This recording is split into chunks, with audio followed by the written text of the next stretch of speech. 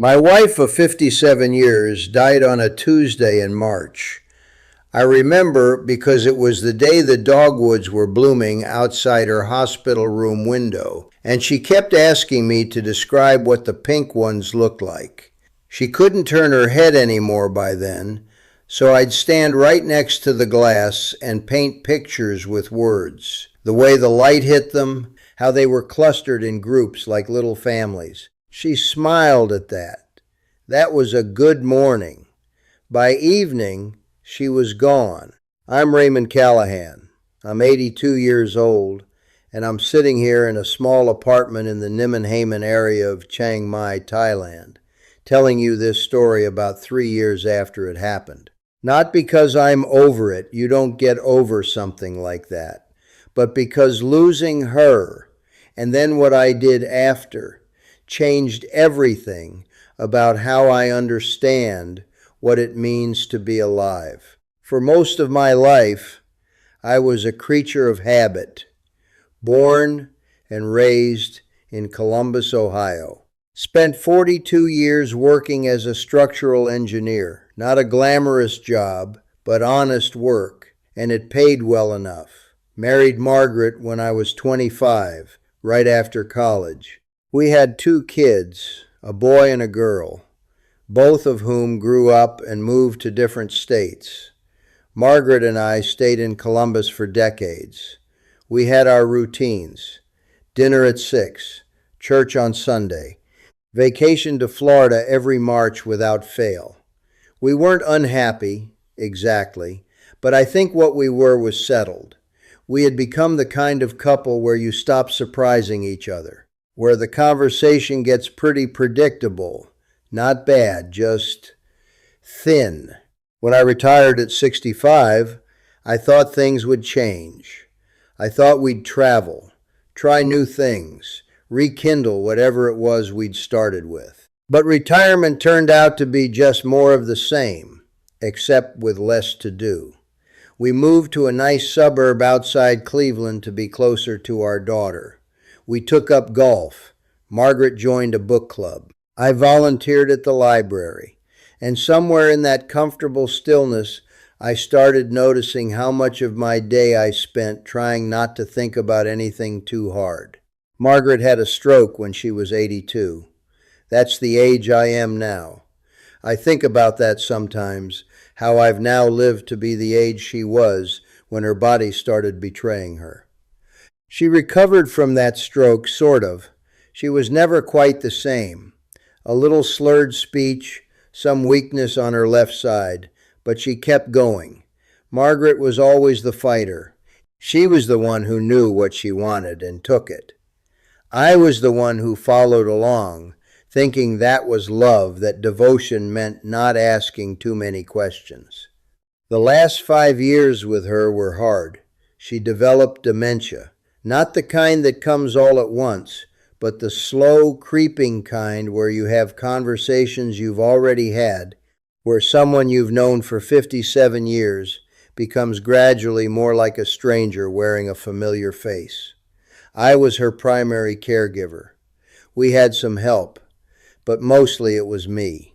I learned how to bathe her, how to manage her medications, how to sit with someone who doesn't quite remember who you are but knows that you matter somehow. That's a specific kind of love, you know. It's not romantic, it's not even pleasant most days, but it's the deepest thing I'd ever done. When she died, I was 79, and for about 6 months after, I went through the motions. I attended the memorial service. I sorted through her things. I sat in that suburb outside Cleveland in the house we'd bought together, and I felt like I was living inside a photograph of my own life. My son called me around that time and said, "Dad, you need to figure out what you're doing next." Not unkindly, just practical. He's an accountant. He thinks in terms of income and planning and clear outcomes. I told him I didn't know what I was doing next. I was 80 years old. I thought the next part of life was supposed to be pretty limited. But here's the thing about losing someone after almost 6 decades. It breaks something open in you. It turns all your habits into cages. And when the cage starts to bend, you see there was a door the whole time. I have a neighbor back in Ohio, a man named Tom whom I'd known for 30 years. We'd never been particularly close, but we'd nod at each other over the fence, talk about the weather. His wife left him in their 60s. He was devastated for a long time, and then one day I ran into him, and he was completely different. Lighter, happier than I'd ever seen him. He told me he'd spent 3 months in Cambodia, just decided to go. He said, "Ray, I realized I had maybe 10 or 15 good years left, and I didn't want to spend them being sad in the same house where I'd been sad already." I didn't think much of it at the time, but after Margaret died, I kept thinking about what he'd said. I kept thinking about those pink dogwoods and how she'd wanted me to describe them because her body wouldn't let her see them herself. And I thought, I can still see things. I can still move around. I can still take in the world.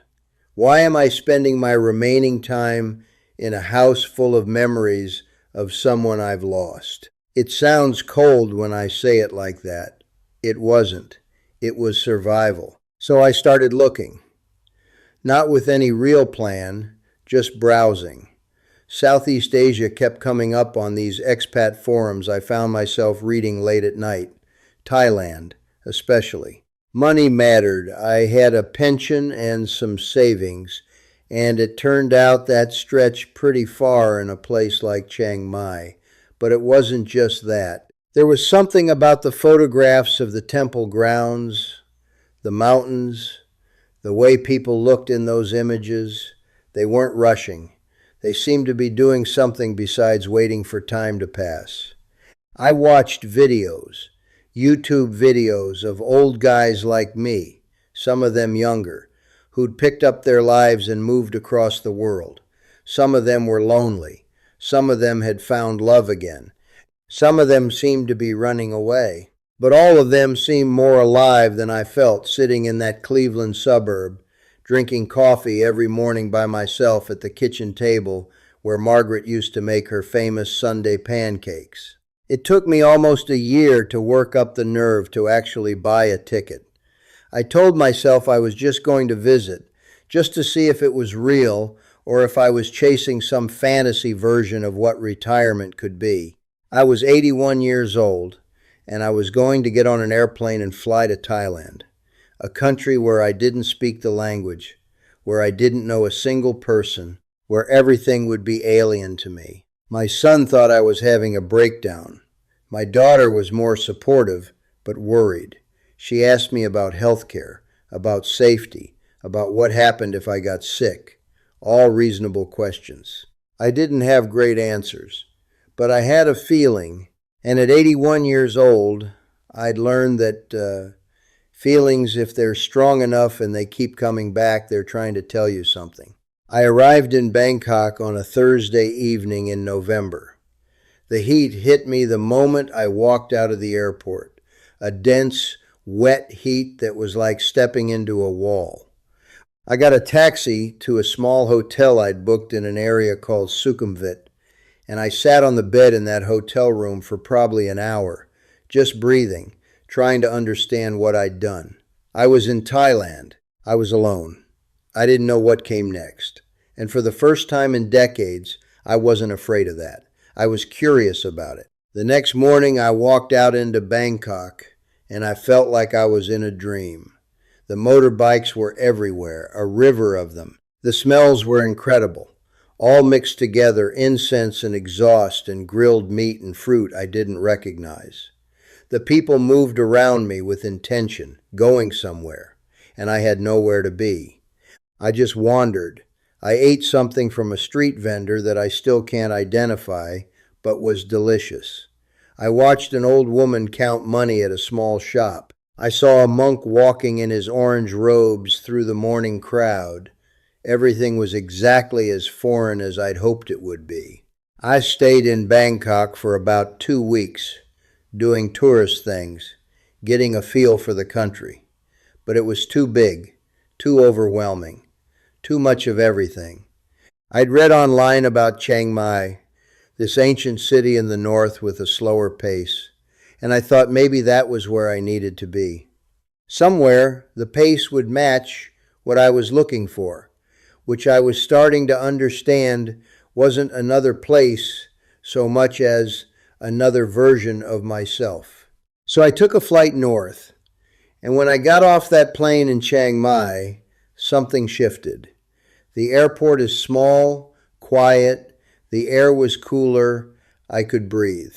I took a taxi through the old city, and I saw the temples with their gold spires, the mountains in the distance, the way the late afternoon light turned everything, a soft amber. I checked into a little guest house in Nimmenhamen, this area that's become popular with expats, but still feels authentically Thai. And I sat on the balcony with a cup of Thai coffee, thick, sweet, served over ice, and I thought, okay, I'm here, now what?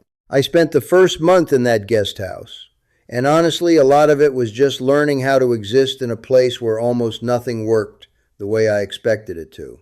The Thai language sounded like music to me at first, then like chaos, then gradually like it might actually be a language with rules I could learn.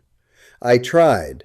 I bought a notebook and I'd sit at little cafes and write down words. Sawasde, ka for hello, except it's ka when you're a man. Crap, kap kun ka, thank you, please. Where's the bathroom? The basic survival words. Some Thai people would be patient with me. Others would just laugh and switch to English. I found that I didn't mind the laughter. It was honest. But the language thing was harder than I expected. I'd go to a restaurant and try to order, pointing and speaking slowly like that somehow helped, and the owner would just stare at me. And then a child would appear, 7 or 8 years old, and translate. 7-year-olds speaking better English than I could speak Thai. There was humility in that. One afternoon, I was trying to ask for directions to a temple I'd read about, the one with the white umbrella on top, Wat Suthep. I asked about 5 people, and I kept saying the name wrong. Finally, a young man took me by the arm, walked me to a taxi, told the driver where I needed to go, and refused my money. That moment being physically guided rather than verbally directed, his kindness not contingent on me getting the tones right that taught me something about asking for help that I'd forgotten. I realized that back in Ohio, I'd spent decades trying to appear like I had everything figured out. But here, nobody expected that. The standard of competence was much lower. I was allowed to be lost.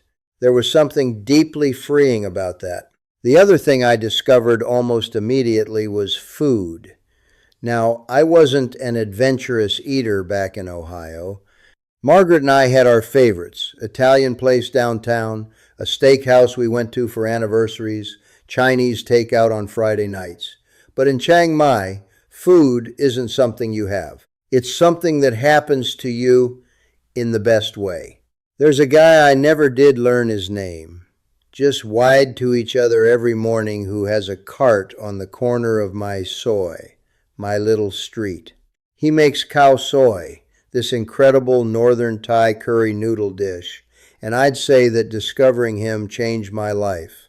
I'd wake up in the morning and think about eating that khao soy. It became this anchor for the day. I knew what I was going to have for lunch. It was simple, predictable, and delicious. About 60 cents. I also discovered Thai massage, samtam, this papaya salad that's spicy enough to make you cry, but in a good way, and mango sticky rice for dessert, served warm with this thick coconut cream. These sound small, but it's not. Food is how you build a relationship with a place. Every time I'd eat something, I was learning about Thailand. I was tasting its history, its climate, what grows here, what people value. But here's what nobody tells you about food in Thailand. The seasons matter in a way they don't anymore in America. When it's mango season, and I'm talking about real Thai mangoes, these sweet, golden, fleshy things that are nothing like what you get in the States, the whole city changes. The fruit vendors set up special displays. Families gather to eat them. One afternoon, about 2 weeks after I arrived, I was sitting at a small restaurant, and they brought out a plate of sliced mango with sticky rice, and the owner's whole face lit up. She gestured to me to taste it, and when I did, she watched my reaction like she'd just given me gold. That sense of being welcomed into a seasonal joy, that's something Ohio had robbed from me. The mango season lasts only a couple months.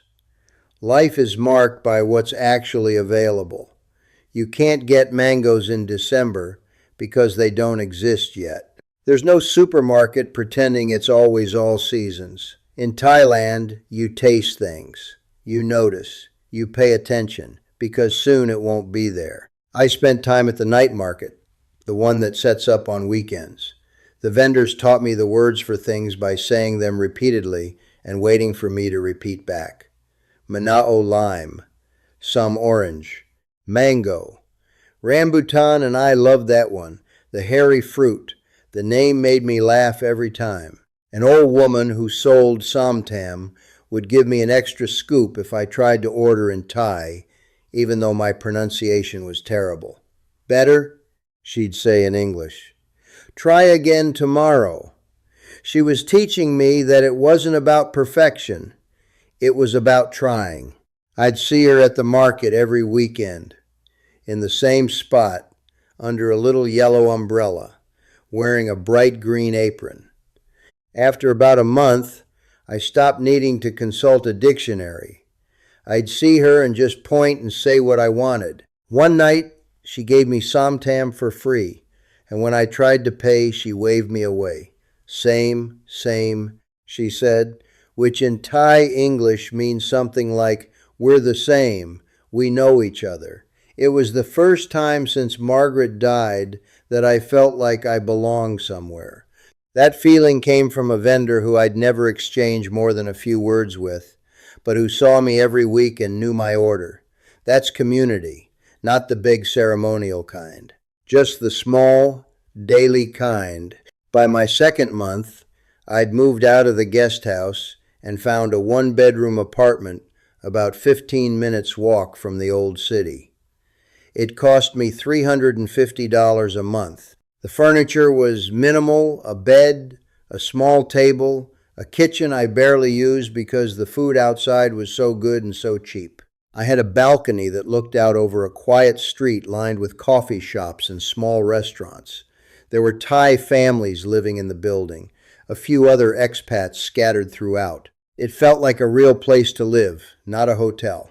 I was building something, even if I wasn't sure what yet. That's around when I met someone.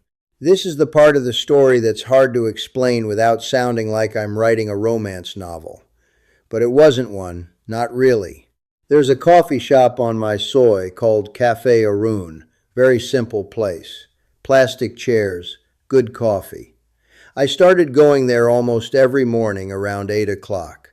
I'd sit outside, drink my coffee, read a book, watch the street, wake up, the vendors setting up, the monks walking past, the light turning from pink to gold. One morning, a woman sat down at the table next to me. She was Thai, probably in her early 70s, wearing a light blue dress and reading a novel in English. She had reading glasses on a string around her neck. I noticed because she was one of the only other people at the cafe who seemed to be alone, reading, lost in thought. There was something about her stillness that matched mine. We didn't talk that first day, or the second, or the third. But when you see someone in the same place every day, you start to recognize them. I think she noticed me noticing her, the way I'd always take the same table. On about the fourth or fifth morning, she smiled at me. Just a small smile, nothing forward. And I smiled back. That was enough for a while. I want to tell you this became a romantic story. And in a way it did. but it wasn't romantic the way you see in movies. There was no grand gesture. Just two old people who were lonely in different ways, figuring out if they could be less lonely together. Her name was Porn. That's a female name in Thailand, very common. She was 75, she said when she finally told me her age, though I think she might have been a few years older. She had been married to a man who was English, a diplomat's son. They'd had 30 years together. He died 10 years ago, cancer. Since then, she lived with her sister, spent a lot of time reading, and came to the coffee shop to feel like she was part of the world without having to fully engage with it. We had so much in common, it was almost strange. "You lost someone," she said to me one morning. It wasn't a question. "My wife," I said. "About a year and a half ago." She nodded. "I know about that," she said. "That kind of sadness. I see it in how you hold your coffee cup, like you don't quite believe you're allowed to be alive." I'd never heard anyone articulate it that way. She was right. That's exactly what I felt. "I don't know how to be happy without her," I said. "Neither did I," she said. "But I learned. It doesn't mean you forget. It means you remember in a different way. You carry them with you, but you don't let them carry you." We started having coffee together regularly. At first it was just mornings, 30 minutes. Then it became breakfast.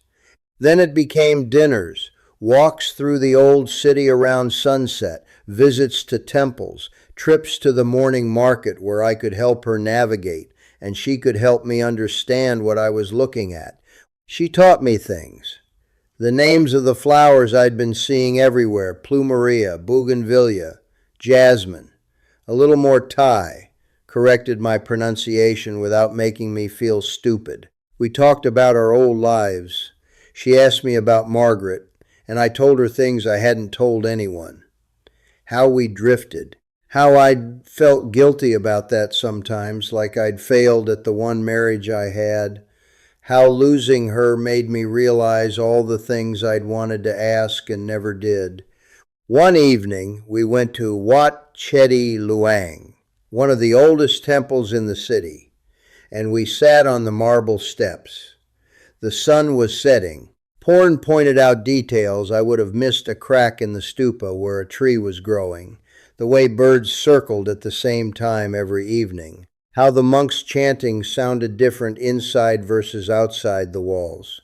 She was teaching me not just to look, but to see. We stayed until after dark. The temple lights came on, soft, golden lights in the gardens. Porn told me she used to come here alone when grieving John. She'd sit here and think about how the temple had been there for 700 years, would be there another 700 after she was gone. That was comforting, the continuity, the fact that grief is small in the presence of something ancient. I'd watch her do this thing with her hands when she talked. She'd gesture upward, like she was releasing something into the air. I never asked her what it meant, but I understood it meant, this matters enough to let go of gently. Porn told me about her husband, John, how he'd been arrogant in some ways, stubborn, how she'd loved him anyway, how the hardest part of his death wasn't the grief exactly, it was the realizing that the future she'd imagined was gone, and she had to imagine a different one. She told me he'd insisted on tea at 4 o'clock every day for 30 years, and how after he died she'd stopped drinking tea for 6 months because every cup felt like a betrayal. Then one day she decided that drinking tea wasn't a betrayal, it was an act of remembering, so she started again. Did you ever think, I asked her one evening as we were sitting at a temple, watching the monks do their evening chants, that you'd find someone else? "No," she said. "I thought I was done with that. 70 years old, widowed, living in Thailand, the probability seemed very low." She smiled. "But I didn't come to Thailand looking for a man. I came looking for peace. Maybe that's why I found, well, You. What did you find? I asked. A friend, she said. A person who understands. Someone whose loneliness tastes like mine. We were never lovers in the physical sense. I don't know if this will be disappointing to hear, but at 82 and 75, life isn't necessarily about passion in that way. We held hands. We sat close to each other. We laughed at the same jokes, even the ones that got lost in translation. What we were to each other was witnessed. We saw each other. We showed up. That's more rare than you'd think, even when you're young. But here's where it gets complicated, the way real life always does. About 4 months into knowing Porn, her sister got very sick, liver disease. Porn had to spend more time taking care of her, going to the hospital, managing medications and doctors. Our coffee mornings became once a week, then once every 2 weeks. She was stressed in a way I'd never seen her. The ease that she'd developed in those months we'd been together seemed to crumble a little bit. I tried to help. I went to the hospital with her. It smelled like fish sauce and bleach. I'd sit in the waiting room with Porn, neither of us saying much. Sometimes we'd play cards. I sat with her sister, even though we didn't share a language. Her sister had yellow eyes from the liver disease. She'd squeeze my hand, and I'd squeeze back. I paid some of the medical bills because I could. I had money and she didn't have enough. But you have to be careful with that. Money can complicate everything. I worried about it. So did she. We talked once, carefully, and she told me, I don't love you because of your money, but I'm grateful for your money. Those are different things, and both are true. That conversation happened on a quiet evening. We were sitting on a bench near the old moat, watching the water catch the last light. She looked away when she said it, which made me believe her. Because if you're going to lie about something like that, you'd look someone in the eye. After about 6 months of this, her sister died. Porn fell into a depression I recognized from my own grief.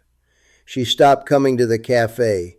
When I'd visit, she seemed far away, like part of her had already left for Nan Province, up north, where her other sister lived. She said she was thinking about moving back to her village. She said maybe I should find someone else, someone younger, who could give me more. I don't want someone younger, I told her. I want you. But she wasn't ready. Maybe she never would be. I don't know. We didn't make grand declarations or have some dramatic breakup. We just slowly saw each other less. By month 10 of knowing her, we were still friends, but we weren't together in the way we had been. This was painful. I'll be honest about that. I thought maybe I'd found my second act, my big redemptive story. Lonely old guy moves to Thailand, finds love, lives happily ever after. The real version was messier. We were both broken in ways that didn't perfectly fit together. She had her grief and her obligations.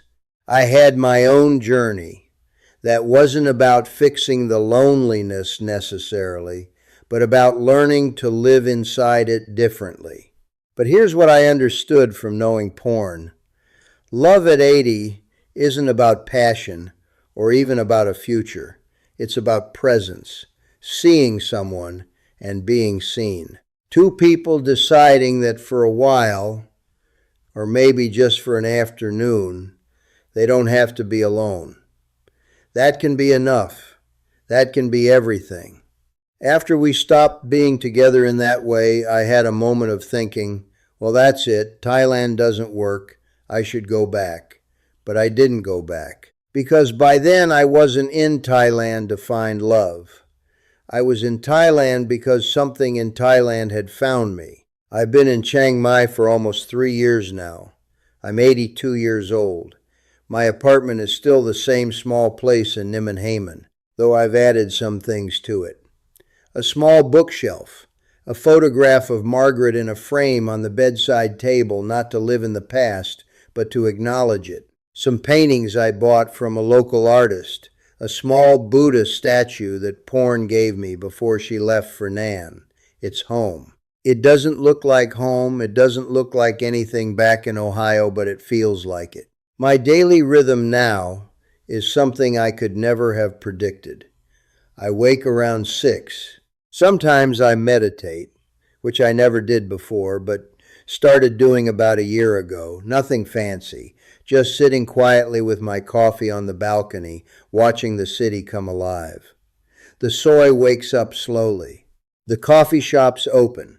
The ladies start their breakfast stalls, wiping down tables, arranging little plastic stools. A monk walks by with his alms bowl, his robes catching the early light. The street dogs stretch and shake themselves. The motorbikes build gradually, a few at first, then more, then a river of them, until they build to a kind of symphony. It's the same every morning, and that sameness is comforting in a way I never expected to find comfortable. The rainy season, which runs from May through October, changes the entire rhythm of the city.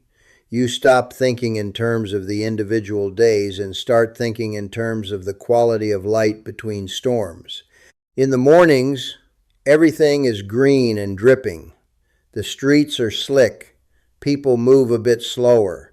The light turns yellow-gray. By afternoon, the heat builds again, and everyone's watching the clouds. When the rain comes, it comes hard, and the city empties shops. Close for an hour. People go inside. The motorbikes disappear. Then it stops just as suddenly, and everyone comes back out like they've been reborn. I used to find this inconvenient. Now I think it's the most sane way to live, acknowledging what the weather is doing instead of pretending you can maintain the same schedule regardless. The rainy season taught me that. I go to Cafe Arun most mornings, even though Porn doesn't. The owner, a woman named Ying, knows my order now. She has it ready when I walk in. Thai coffee, no sugar, over ice. I sit and I read. I've gotten through more books in the past 3 years than I did in the 10 years before that. Thai history, Buddhist philosophy, novels, memoirs. I'm trying to understand the place where I'm living and understand myself, I suppose, which is the real project. I've made friends here. There's a group of expats that meet on Tuesday afternoons at a bar called Gecko, and I've become part of that. There's John, an Australian guy who's been in Chiang Mai for 20 years and opened a small English language bookstore. He's become a good friend. We talk about the city the way people who've lived in the same place for a long time talk about places with both love and a kind of exasperation. He'll say things like, "The bureaucracy is impossible. The roads are chaos, and I can't imagine living anywhere else."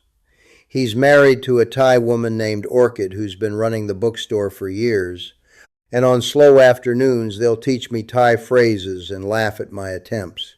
There's Helen, a woman from Manchester who was married for 53 years before her husband died, and she moved here specifically to not be surrounded by all the places they'd been together. She understands the particular loneliness of a long marriage, the way you can be in a room with someone and still feel miles apart.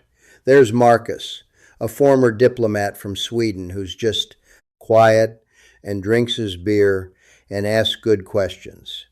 He worked in 6 countries before Thailand, and he says Chiang Mai is the first place where he's decided to stay. There's also Nora, a woman from Canada in her late 60s, who teaches English at a local school and has adopted 3 Thai rescue dogs. She brings wisdom to the group that comes from having actually integrated into Thai life, not just observing it. On one Tuesday, she brought one of her dogs to Gecko, a mangled little thing with a bent tail, and the dog just lay on her lap for 3 hours while we talked. That seemed important somehow, the dog's trust, her willingness to be part of a life where people accept you. We don't talk much about our old lives. It's understood that we're all here because those lives, good as they were, didn't fit anymore. What we talk about is the present, the way the rainy season changes the light, the new restaurant that opened near the market, the struggle of getting a visa renewed. And let me tell you, visa runs are their own adventure. I've done 3 now. You leave Thailand before your stamp expires, go to Laos or Myanmar for a day and come back in. The border town of Mae Sai, just north of Chiang Mai, is where most of us go. It's full of old guys like me, all looking slightly frazzled in a guest house, waiting to cross a bridge. The whole thing feels absurd and bureaucratic and somehow very Thai.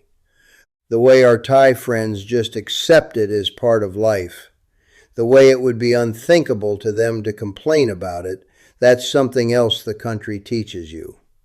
We talk about the way our bodies are changing as we age and how that's different in Thailand than it would be elsewhere. Marcus joked once that we're all in the same boat, but the boat is in Southeast Asia, which makes the sinking slightly more pleasant. I've had to deal with some health stuff. Arthritis has gotten worse in the humidity, though the heat actually helps it. I had a bout of dengue fever that was genuinely terrible, but the Thai healthcare system is better than you'd think, and much cheaper than America. I've made peace with the fact that aging happens everywhere, and at least here it happens slowly, with better food and fewer expectations that you'll keep pretending to be younger than you are. I went back to Ohio once, about a year into being here. My daughter wanted to see me, and I wanted to see my grandchildren, who were old enough now to actually be interesting company. I spent 2 weeks there. I stayed in a hotel, not the old house my son had helped me sell that. And I'll tell you something strange. Ohio felt like a foreign country to me. I walked down streets I'd walked for 40 years, and I felt like I was seeing them for the first time. The suburbs seemed so quiet, not peaceful quiet, but empty quiet, like everyone was inside their houses, doing their routines, and the streets themselves were just the spaces between those routines. The trees were bigger than I remembered. The sky was grayer. Everything moved slower, but not in a good way. It was the slowness of things winding down. The portion sizes at restaurants seemed obscene.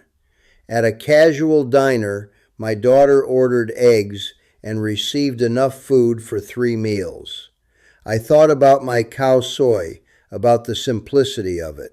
The conversation at dinner with my kids felt careful, like we were all performing versions of ourselves we'd agreed on years ago and nobody wanted to deviate. My son talked about his accounting practice in a way that sounded like he was reading his own resume out loud.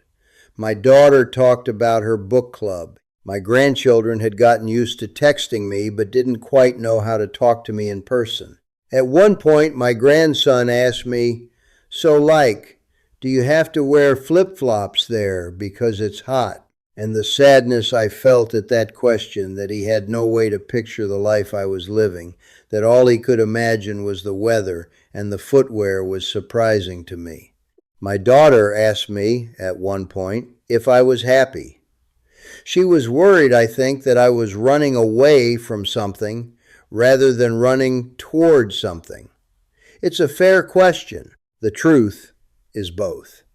I was running from the weight of too many decades in the same place, but I was also running towards something I didn't have a name for. Discovery, aliveness, the simple sensation of not knowing what's going to happen. Are you lonely? She asked. Sometimes, I said, less than I was before. And the loneliness is different. It's not sad lonely. It's just the natural state of being a person. You're born alone, you die alone. The stuff in the middle is company, but it's not a given. I think I'm more at peace with that now. She didn't look convinced.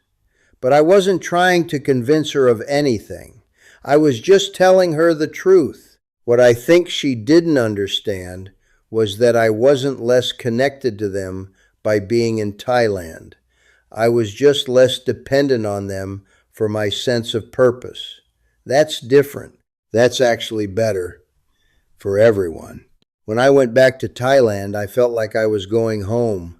I remember the plane touching down at the small Chiang Mai airport, and I nearly cried. The flight attendant asked if I was okay, and I told her yes, and I meant it. The air smelled right, the light was right. The chaos of baggage claim, the taxi drivers shouting names, the heat, all of it was exactly where I was supposed to be. That was the moment I knew I wasn't here on a visitor's visa anymore.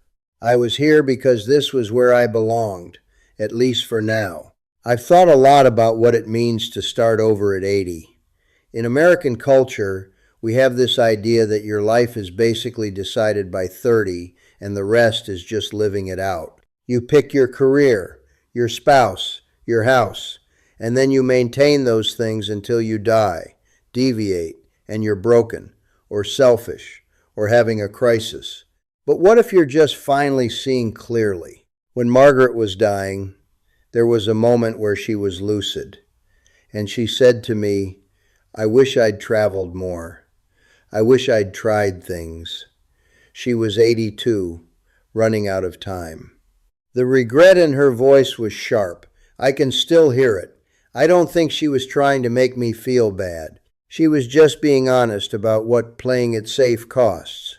I'm not saying everyone should move to Thailand. Some people find everything they need in one place, and that's real. But I'm saying the life you're supposed to live and the life you actually want to live might not be the same thing. And at 80, you won't get that confused. You'll know the difference. Aging clarifies things. You start to understand that time is short, not in a panicked way, but in a way that makes you selective about what you spend it on. I'm not interested in impressing anyone. I don't care about my career. I don't care about owning things. What I care about is whether I'm engaged with my life or just passing time. In Thailand, I'm engaged.